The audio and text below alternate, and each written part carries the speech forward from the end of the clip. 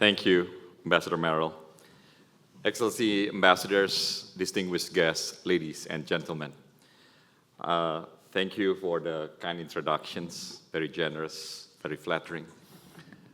Thank you also for the weather, Ambassador Merrill. Fantastic. On behalf of President Jokowi and Kiai Haji Ma'ruf Amin National Campaign Team, I would like to thank you and appreciate for the opportunity to speak before you this afternoon. I'm accompanied by two volunteers, distinguished ladies. The first one is Madam Christine Hakim. Please stand up. She is a famous actress with 9 Piala Citra. This is an Oscar-like award for movie stars. Very passionate, and in the last 4 days, I learned a lot from her. The second lady is Miss Latifa Al-Ansori. Please stand up. She is a journalist turned politician.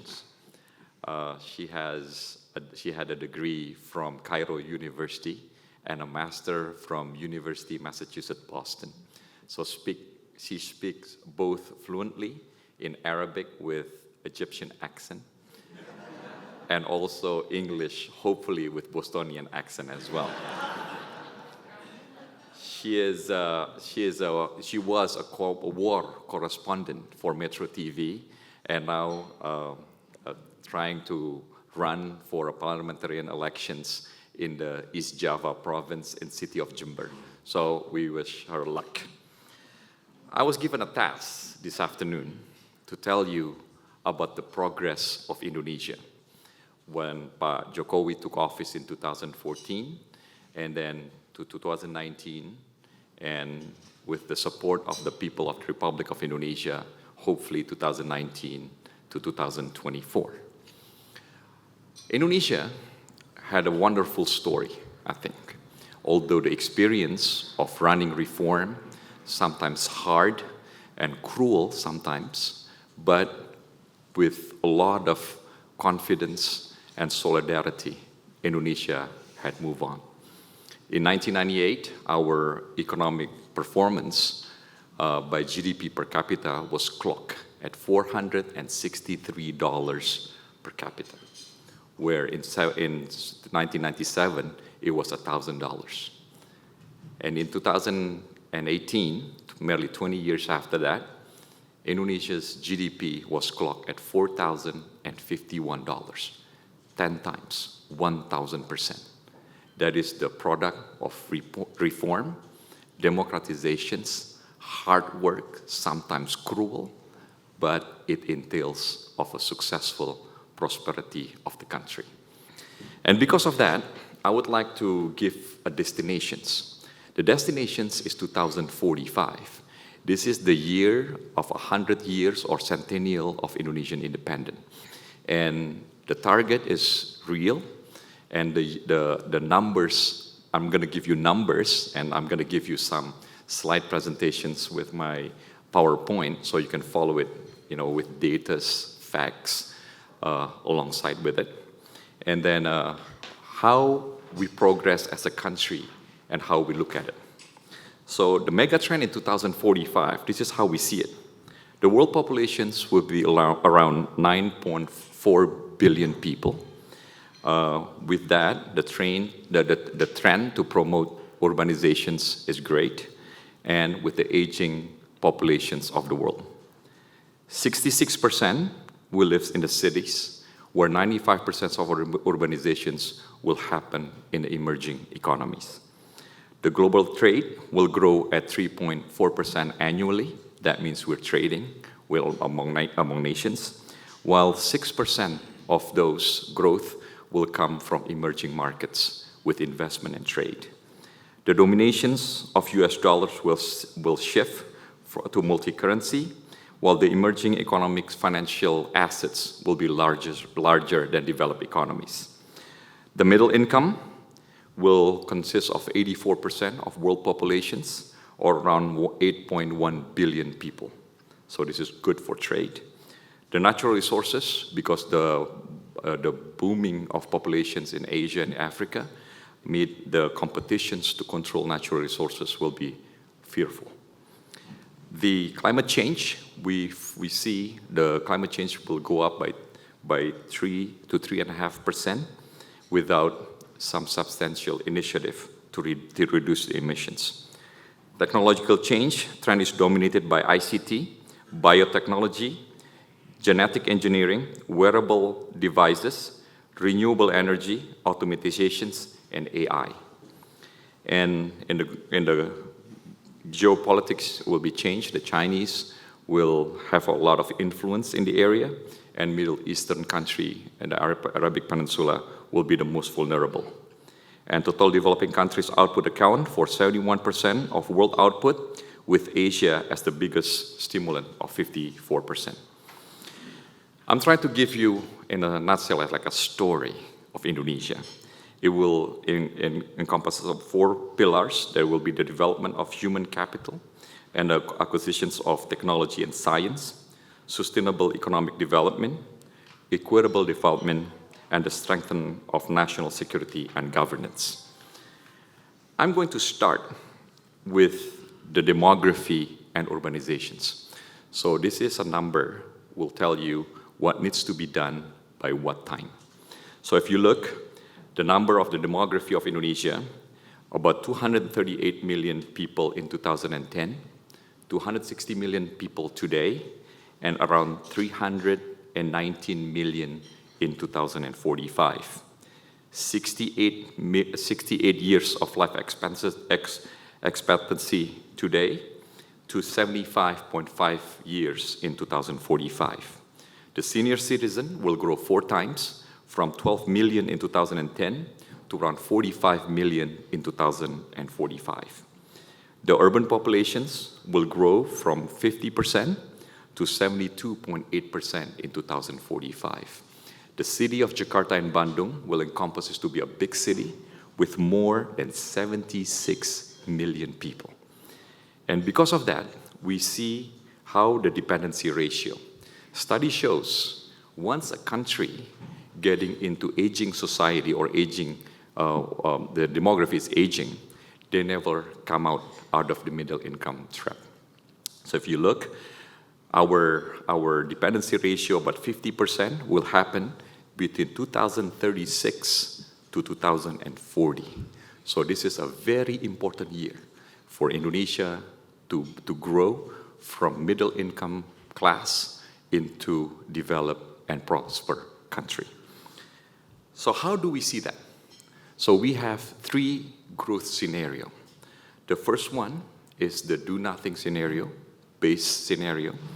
The second one is the high growth scenario. And the third one, the last one, is what PricewaterhouseCoopers says the probability and the probability of Indonesia can achieve in 2045. So the first one, in 2045, Indonesia will have a GDP per capita of $19,000, almost $20,000, with an annual growth of 5.1%. The high scenario growth will be we have a GDP per capita of $23,000 with annual growth of 5.7% annually. And then the high scenario growth by PricewaterhouseCoopers, if we have grown by 6.4%, we can have a GDP per capita of $29,000. So the game is we have to get rich before we get old. And this is a country in a hurry. Country in a hurry. So I'm going to give you the numbers.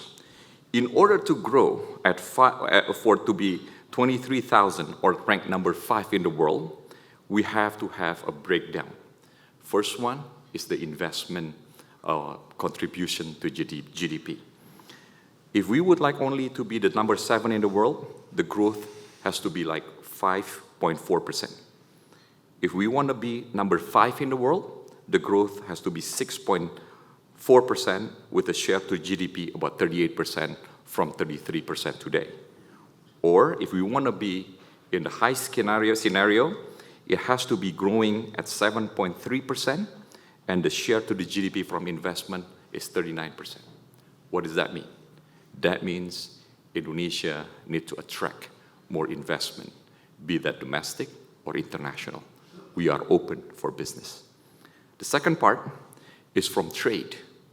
If we want to be in the base scenario as number 7 in the world, we need to grow trade by 5.6%. But if we want to be number 4 in the world with $28,000 per capita, we need to grow by 7.9% annually. And that means the contribution from trade is 54%. What does that mean? That means we are open for business and open for trade. What are we doing today? Today, just back in fall, we signed an agreement with European Free Trade Associations. This is countries consisting of Swiss, Norway, Iceland, and Liechtenstein. It's signed, and this is a part of a bigger European Union free trade agreement.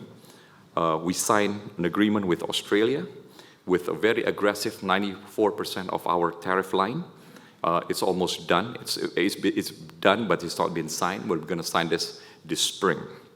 And also, Indonesia is very active with RCEP, the Regional Comprehensive Economic Partnership, and we are also starting the negotiations with the European Union. And we're following the CPTPP very closely. I'm going to tell you why we need to be in that agreements later on. So, like I said, Indonesia is number 16 economically in the world by 2015. We hope to be number 9 with the economic growth of 5.7 or 6.4. And hopefully with 6.4 growth percentage, we will be number 4 in the world with $9.3 trillion of GDP. Then we look at the scenario of how we're going to get out from middle income trap. So if you look, the scenario is if we grow by 5.1%, we will graduate from middle income trap by 2038. If we grow by 5.7%, we'll graduate from middle income trap by 2036. If we grow by 6.4%, we will graduate from middle income trap by 2034. So this is a very important numbers because once we pass 2040, study shows we cannot progress to be a developed and prosperous country. We will get old before we're getting rich. And that is not an option. Like I said, Indonesia has experienced before the impossible become possible. And this is, I think, the story of Indonesia. And you look at the number of middle class in 2030 will consist of 145 million. This is a very good number. I'm going to come back to this point little later on my presentations. So, to escape from middle income trap, we only can do 2 things. First, we have to invest in infrastructure. And second one, we have to have a transfer of technology vis-a-vis educations. Our experience in our educations is not great, but I'm going to tell you the number. And this is something that we have to do our homework, and hopefully with cooperations with countries like United States, we can prevail together. If you look at the requirement of 2045 in order to support a high growth country economically, we need to have a college graduate by 60%. And high school and our workforce from high school graduate about 90%. What's the number in 2015? Only 30% is of a university graduate and about 40% from a high school graduate. I'm going to be honest with you, the number existing today. We have 148,000 grammar school, or 1 to 6, 148,000. We only have 38,000 junior high. And the number for senior high school, only 27,000. We have a requirement that the fiscal 20% will go to educations. But building schools is one story. But having a good quality teachers is another story. So in order to catch up with educations and transfer of technology, because we need a good skilled worker to accommodate that technology, we need a revolutions of teaching Indonesian kids through information and communication technology. I would like to see President Jokowi in his second term lead these revolutions. So we cannot just build schools, but we have to have different media in order to teach Indonesian kids in the future. Can we? We have to. Of course we can. And with good cooperations with other countries like United States, I think we can overcome the burden. I understand the number from PISA and Pearson is not great, but the last number was published in 2013 and nothing such recently. So therefore, I'm going to look on a different side. This is the number from Physics Olympic. So this is how Indonesian progress in Physics Olympic. In ASEAN countries, we rank number 3. We have 117th award since 1993. Only Vietnam and Singapore is above us.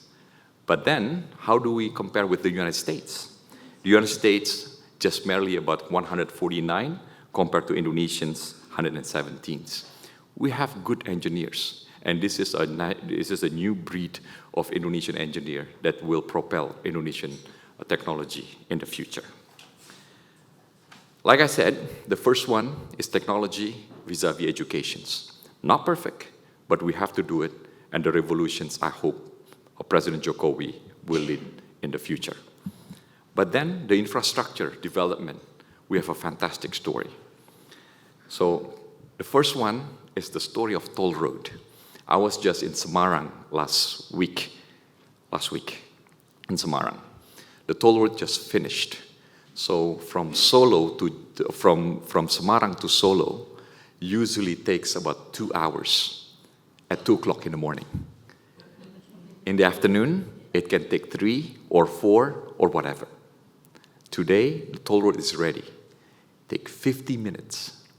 The first thing is, now people start having dinner in Solo because they have so much good food there from Semarang. The economy just suddenly boomed, with these small warungs and all these small stalls because of the new development. The return is not here yet because we just finished it. So if you look how the toll road been compared to other administrations, President Suharto for 30 years built around 490 kilometers, around 16 kilometers a year.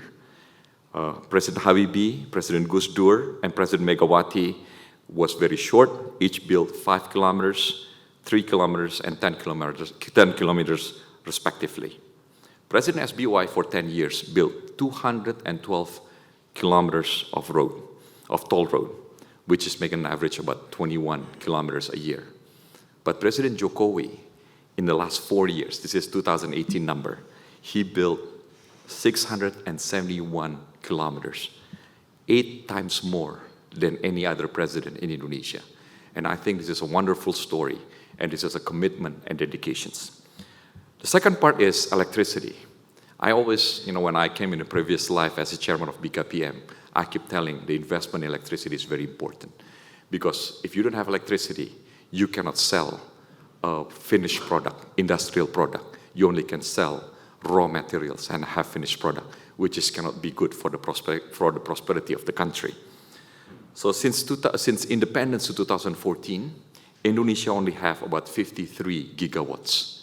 In the at the end of 2019, we're going to have about 70 gigawatts. This is a development important for the countries. I always mention the city of Ambon. This is the junctions for fish migrations in the world. And we only have less export number compared to the Philippines and Thailand because we don't have electricity in Ambon. Now we're building it, and hopefully we will be catching up in those industries. So in 2015, we have about 60 gigawatts, around 980 kilowatt hour per capita, and with renewable around 5%. In 2019, right now, we built much more, like I said, about 70 gigawatts, and the number of sustainable or renewable energy has been great. We built 330 megawatts new geothermal plant in North Sumatra. That plant will grow to 1,000, making it one of the largest geothermal plant in the world, along with a wind farm. You know, the problem of building renewable energy for electricity is the cost of having 3 cents energy or 7 cents energy.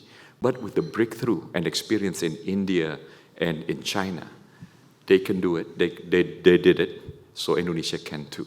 So we have the one farm for wind electricity in South Sulawesi. It's 70 megawatts now, and the target in 2025 will be 23% out of 115 gigawatts, all for 25,000 megawatts coming from renewable energy. First, like I said, the driver of the economy is investment. So let me tell you about how we're gonna do investment. So by 2025, our target is 34% coming from investment. In order to do that, we have to improve our investment climate. It has to be rank of ease of doing business at least number 35. And I have an empiric experience on this. And in order to grow that sustainably, you know, in 2035, the contribution has to be 36%. And in 2045, the contributions from investment has to be 38%. And by that time, our ease of doing business have to rank around number 10 in the world. Ease of doing business is a study by World Bank, by IFC, International Finance Corporations, and gave me a lot of headache when I was at chairman of BKPM, and this is an empiric experience. Can you see that, you know, when I come in, the number was 135 when I left, which Indonesia ranked number 114. Today, with the dedications and dedication of President Joko, we are ranked number 73. And we are on our way to be the number 35 by 2025, and hopefully number 10 in the world by 2045. I'm going to come back to see the second industrial growth for the driver of the economy. I'm going to come back with the number of the middle income class of 145 million people in 2030. This is the story of investment coming from a market. In 2007, I look at a study. The study shows the populations of car every 1,000 people. In the United States, every 1,000 people, there is 1,001 cars. In Japan, the numbers is every 1,000 people, they have 583 cars. This is a developed countries. So I'm going to look for somebody or someone closer to Indonesia. The number is Thailand. Thailand, every 1,000 cars, have 179 cars in 2007. Do you know how many cars there is every 1,000 people in Jakarta or in Indonesia? 47. Do you know what does that mean? So if you've been to Jakarta lately, the number will be 4 times worse than the traffic today. So what happened? But I brought this number to you in Europe to have the auto manufacturing companies in Europe to come and invest in Indonesia. I went to Turin for Fiat. I went to Wolfsburg for VW. I went to Stuttgart for Mercedes. I went to Paris for Nissan and Renault. No one really listened to me. So I went to Tokyo and I talked to the Japanese. What happened with that numbers? The Japanese invested. Nissan doubled its capacity. Mitsubishi doubled its capacity. Suzuki doubled its capacity. Toyota double its capacity. And Daihatsu productions in Indonesia today is larger than their numbers in Japan. So Indonesia suddenly become a springboard for market in Southeast Asia. They just don't know that will be a springboard for Australian market, that we already concluded the negotiations for the Australian-Indonesia Comprehensive Economic Partnership Agreement. They don't know that there will be a flood of cars coming to Australia. I had the opportunity to represent President Joko for special issue in United Nations, and I was accepted by one country in Caribbean. This is a small country, this is a small car. The one that's picking me up is Suzuki APV. This is a multi-purpose vehicle. If you open somebody for state gas, it's American car, say caution. Or if it's German car, say Achtung. I open the car, it says hati-hati, caution in Bahasa. Nothing better to be an Indonesian at that time. I'm so proud because it's Indonesian car. And if something happened to those cars, it's not the Japanese ambassador will intervene. It will be Indonesian ambassadors because it's our car. The name can be Mitsubishi, Suzuki, Daihatsu, Toyota, or Nissan, but it's Indonesian car. So because of that, we'll see the growth of the contributions of industrial in the country. You know, we need to grow from 21% next year to around 26% in 2045. What does that mean? That means Indonesia needs to industrialize. We're not bad today. We are the 4th country in the world with contributions to GDP from industry more than 20%. If you look, the number 1 is South Korea with 29%, China with 27%, and only Germany on top of Indonesia with 23%. So we have it, but we will be much more. And can you believe it? That automotive industries is the 5th largest export for Indonesia. Suddenly, Indonesia is a car manufacturing country. And because of that, we have to be active and we have to be really aggressive in our trade agreement. If we don't have a good comprehensive trade agreements with other countries, we cannot sell our car. And in 2016, Indonesia already ranked like number 9 in the trade of manufacturing value added. Indonesia will follow with new industrializations, with new technology, how to make from coal to methane, and from other smelter also to refining, you know, for nickel, for copper. This is the new time for electrifications of car, and the requirement for those basic commodities becoming big. As other parts of the primary of the development, and believe it or not, is tourism. Indonesia got $17 billion from tourism last year. Around 16 million people visited Indonesia. Now suddenly, with the revolutions of Instagram and Facebook, where people take pictures all the time, my kids couldn't live without it. Will be the new things for Indonesia. And suddenly we realize, if we preserve, if we take care, if we are clean, people will come. And it earns a lot of money. And with that, tourism will be the main pillars of Indonesian development in the future. We'll expect to see 26 million people. We actually expect 17 million people last year, but a lot of natural disaster hampering the number down to 16 million. We're expecting to have 21 million next year, and in 2045, we will have 73 millions. How do we do that?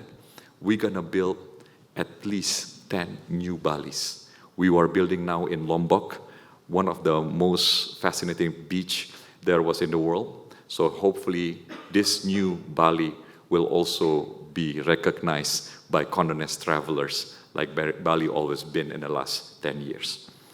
We also have to take care of our environment. We are not very good recognized by wildfire.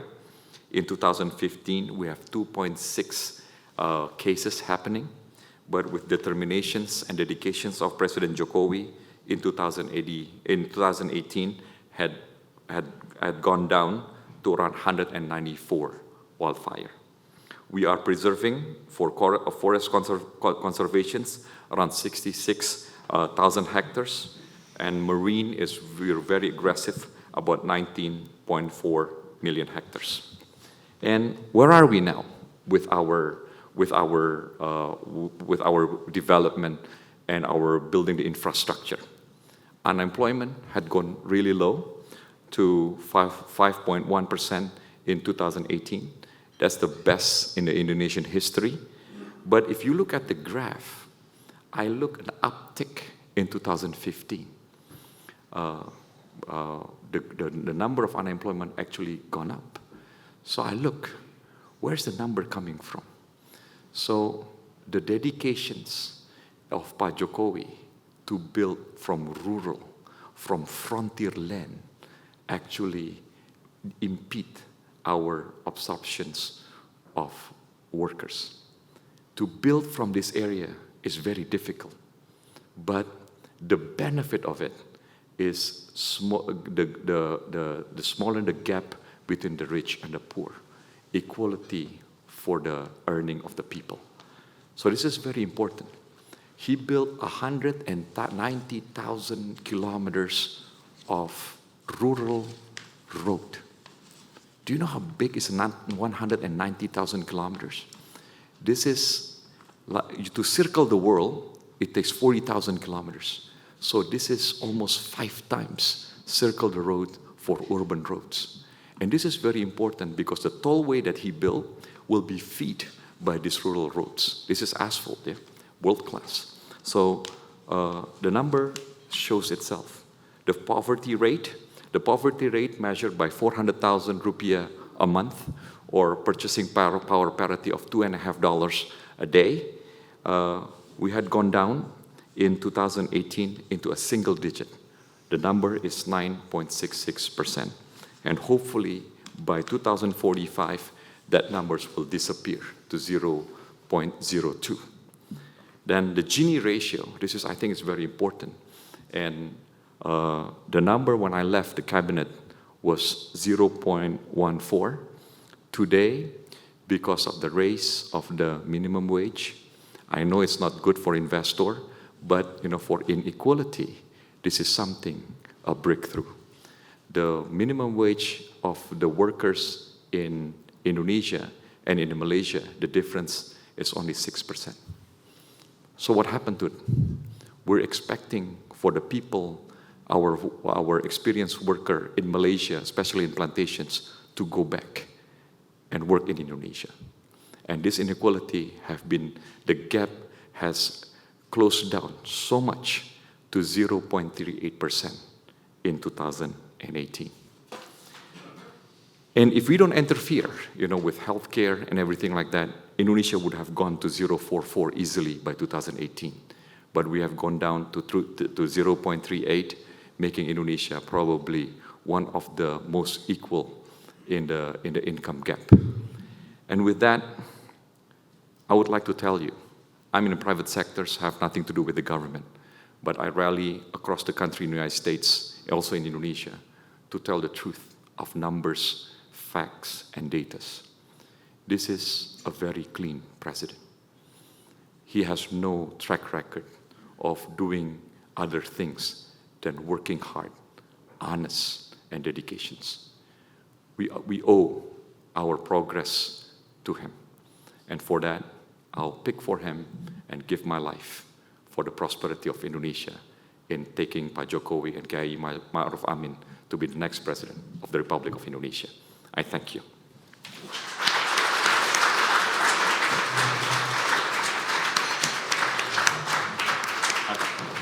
Perfect. Timing was perfect. Ladies and gentlemen, we have some time for questions and answers. This is a built-in part of the program. Who would like to begin? Hi, my name is Mark Hoffman. As you know, we had a similar program last week with your opponents, And I just want to ask you to respond to something which I can only refer to. I assume you've studied it. He said that one of the problems in Indonesia is the low tax ratio, tax to GDP ratio, and that they intend to increase the amount of tax collection, which would then pay for many things, including education, better welfare for officials, so it would reduce corruption and such. So if you'd respond to that, I'd appreciate it. Thank you. Okay, so I know the numbers. Our tax ratio is 12%. And if somebody says that this is the new way of calculating it, we calculate it with the guidelines of OECD. So we took the numbers from the Europeans and our most advanced country, for tax other than income tax. So our tax ratio is 12%. And if you look at the numbers, Indonesian deficit for the fiscal last year was 1%, 1.72, making it one of the best, most disciplined country in the world. And how do we enlarge tax ratio? This is what President Joko done just in the fall of 2018. So we tried to gather more entrepreneurs to move from informal sector to formal sector. How he does it? So we kept, if an entrepreneur making less than 4.8 billion rupiah, you only have to pay 0.5% as an income tax gross. So you pay frictions of 24 million out of 4.8 billion. So in order for them to enlarge the tax ratio, they have to move from informal sector to formal sectors. And the Chambers of Commerce of Indonesia will try to move at least 1 million new entrepreneurs to move from informal to formal sectors. And this will enlarge our tax ratio. Then again, Sri Mulyani, whom I recognize you know very well, is the best finance minister in the world, must have done something in order to make this a success. So I'm pretty sure that we are going to do that. And in response to giving more money for the bureaucrats, Indonesian bureaucrats, it's not bad. For a DG, you make around 50 million rupiah, about $3,000 for a month, so $36,000 a year. It's not bad. So the issue is not giving more to the bureaucrats. The issue is we have to change our mindset. And I think President Joko has illustrates that personally. Very, very trying to be very humble, and because of that he's clean, and it shows in the government. There is no tolerance for bureaucrats to do that. And the corruptions of the commissions for corruptions eradications, every day, ladies and gentlemen, have make a strict ruling, and every day is almost in the newspaper of the arrest of some government officials. So now people like me understand doing business has to be clean.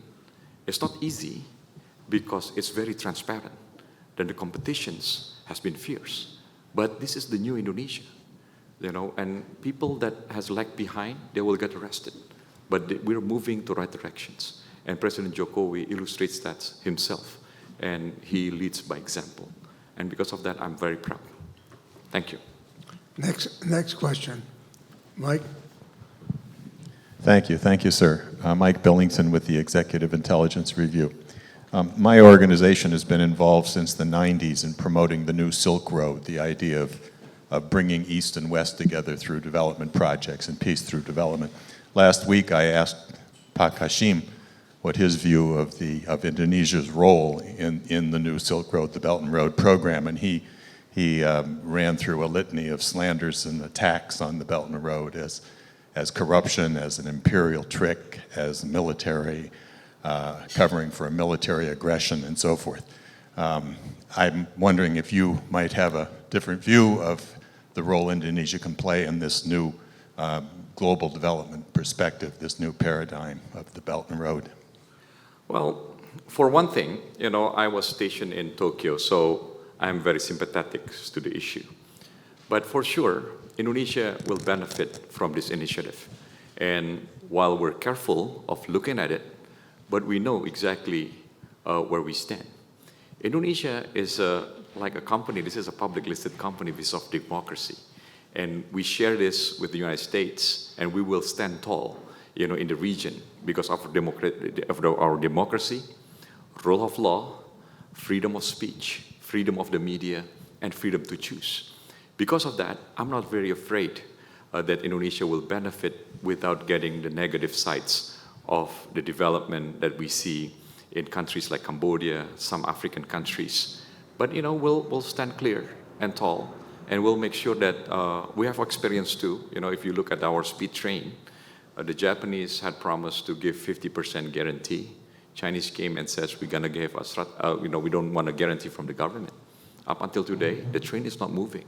Why? Because we are a transparent country. We just cannot do. If you look at this BRI roads, in our countries, especially in Africa, transparency is the common. Not transparent is the common ground of the issue there. Indonesia is a very transparent country, and we cannot just roll over and accept whatever given to us.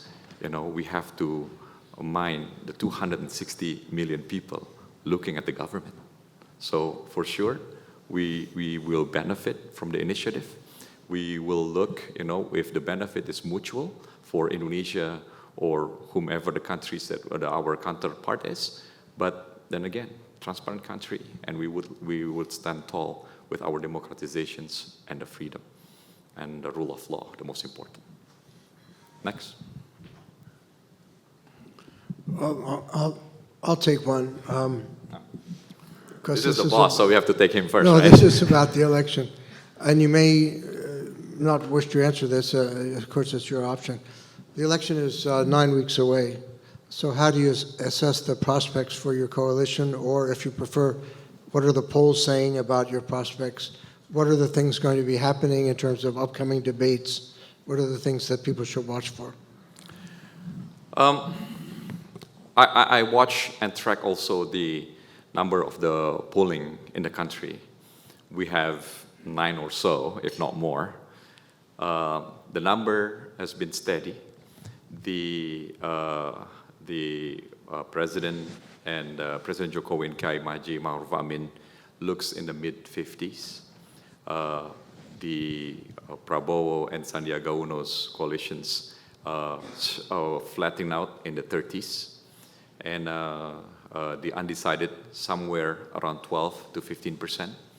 And we see also that, when the number ticked down from Jokowi's coalitions, it doesn't go to Prabowo, it actually went to undecided.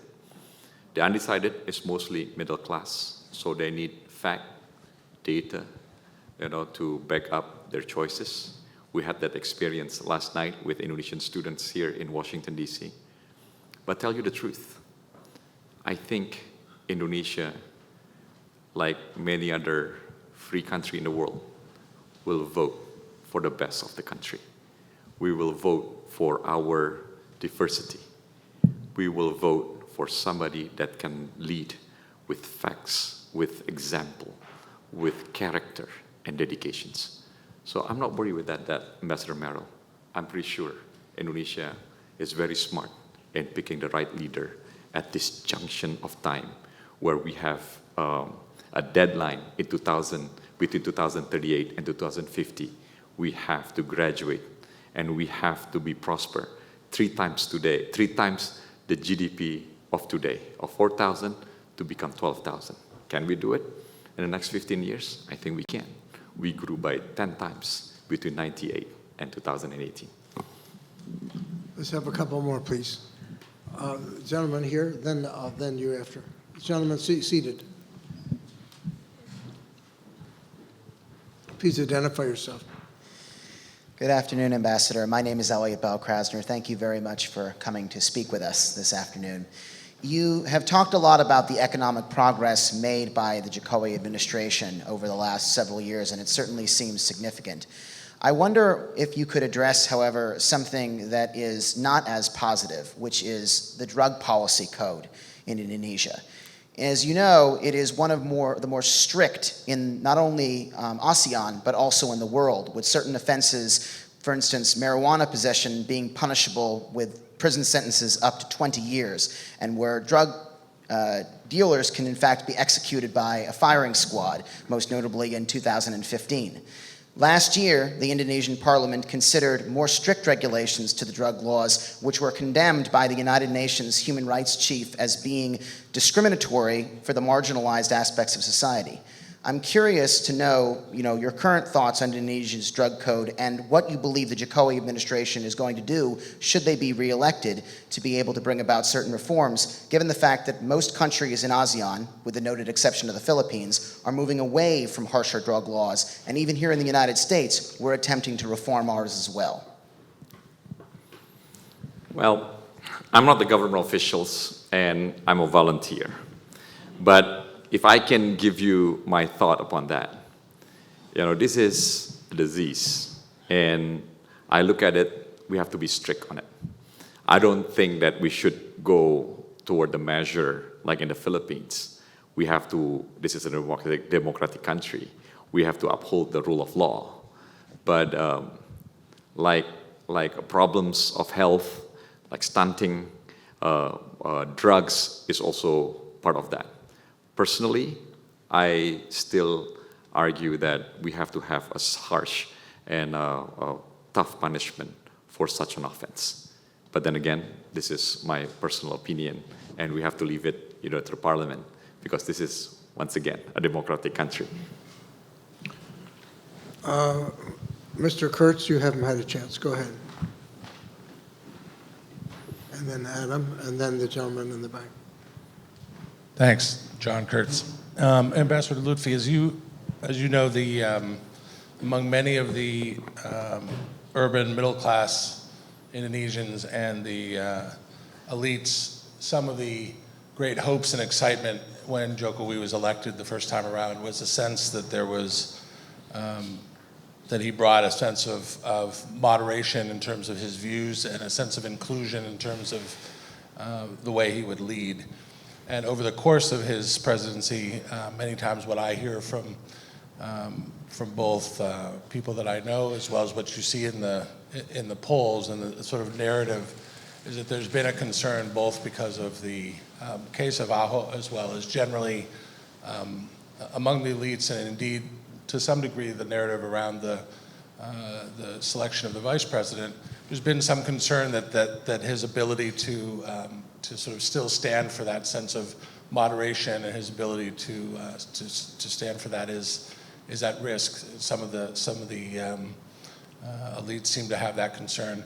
What are some of the ways that the president and you and others who speak for him have been able to address those concerns productively? What are some of the things you say to people who have those concerns about still representing Indonesia in its full form, and people who are concerned about a sort of bent toward conservative or radical Islam and are fearful of that?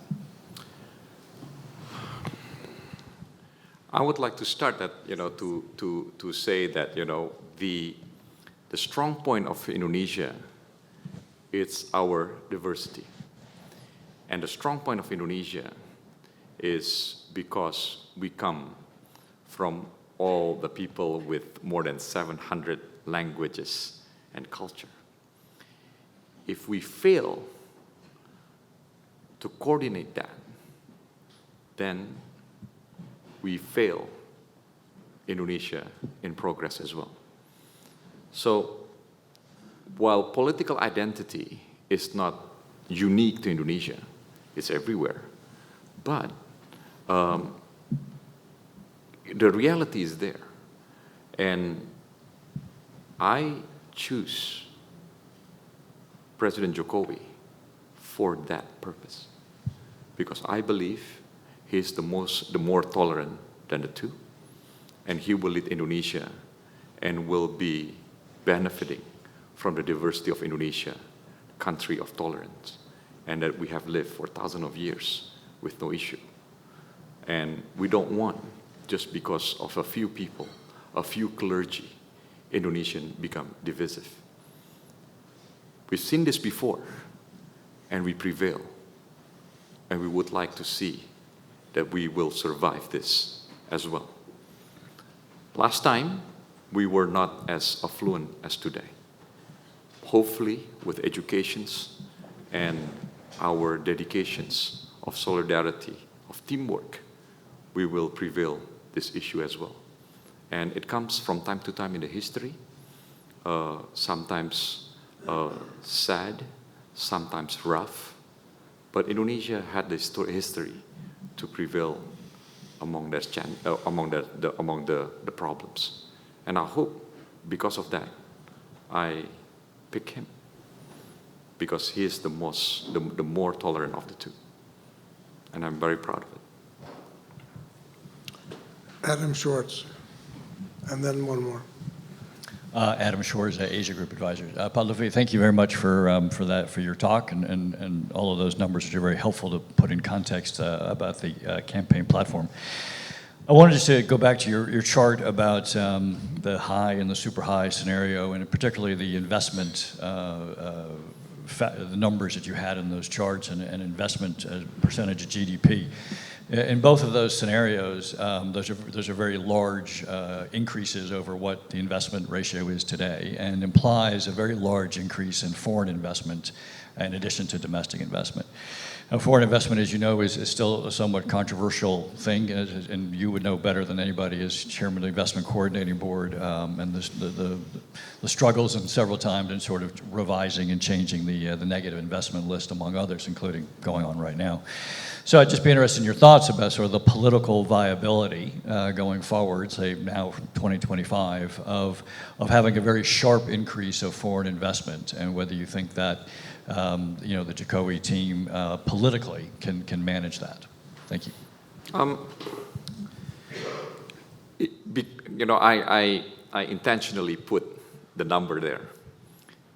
2038, 2040 as the deadline. If we cannot progress 3 times of our GDP today per capita from 4,000 to 12,000, we will not, well, the study shows, we will not escape from middle income trap, and therefore we cannot progress as a prosperous nation. And one of the pillar is investment. So we need to attract more investment. We just cannot rely on domestic investment. It has to come from international investment. And because of that, like many times in the history of Indonesia before, we're not perfect. I always says, during my investment talk, nothing easy in Indonesia. But then again, nothing is impossible, because we adapt and then we progress from our situations. So how do I look in the investment in the future of what we're going to do? We have to go back in the basic industries, because you see the study shows for nickel, for zinc, for all these important commodities to support a new thing in the world called autonomous car and electric vehicle. This will be the next boom in Indonesian investment.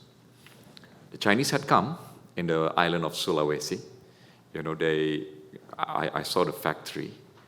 As long as you can see with your eyes, with bare eyes, it's huge, gigantic. Investment at least $10 billion, creating job for more than 14,000 people. The area growth by 67%. While the rest of Indonesia was talking that's a lot of Chinese worker, but the local people enjoy this more than anything. 67% growth. So the way I look at Mr. Schwartz, we will adjust and adapt. And we have to, because we have it, and we have to do it. If we're not doing it now, I don't know when. If we don't do it, I don't know who's going to do it.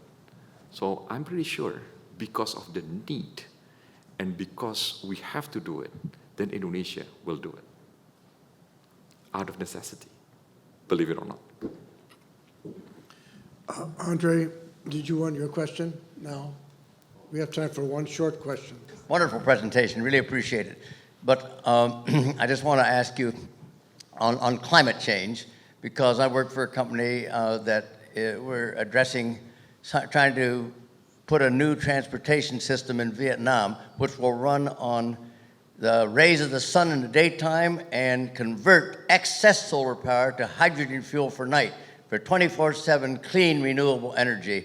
And I think we're maybe closer than ever to getting it into Vietnam, but I believe Indonesia would be a next likely target. So my question is, Vietnam has suffered some bad effects from the United States' withdrawal from climate change diplomacy.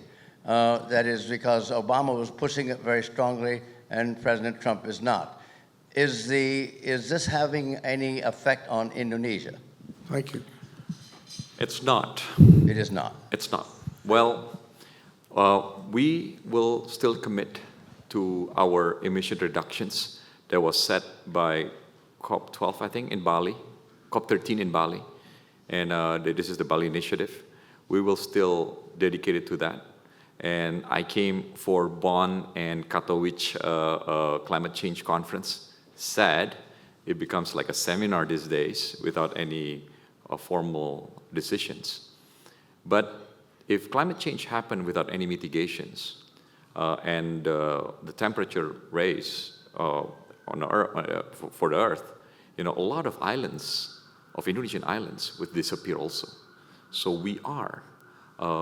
we're active, we are committed because we are the beneficiary of that movement as well. So whatever happened in the world, we're still committed to that. And then, especially for oceans, we have no other way. Again, like I said to Mr. Swartz, we have to do it out of our necessity because we have to, and we will be committed.